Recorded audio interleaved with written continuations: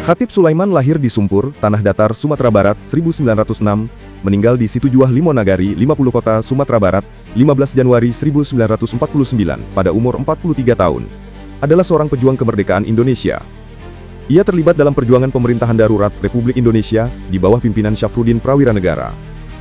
Pada tanggal 14 Januari 1949, Khatib Sulaiman sebagai Ketua Markas Pertahanan Rakyat Daerah, memimpin suatu rapat di Lurah Kincia, Situjuah Batua, Kecamatan Situjuah Limonagari, Kabupaten 50 Kota, Sumatera Barat.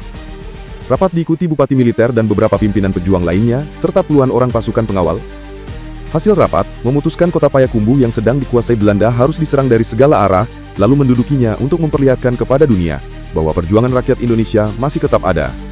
Hal ini dilakukan untuk melawan opini yang dibentuk Belanda, bahwa Indonesia telah mereka kuasai sepenuhnya. Keberadaan para pejuang ini akhirnya diketahui Belanda. Pada subuh hari tanggal 15 Januari 1949, saat para pejuang akan melaksanakan sholat subuh, mereka diberondong tembakan oleh Belanda.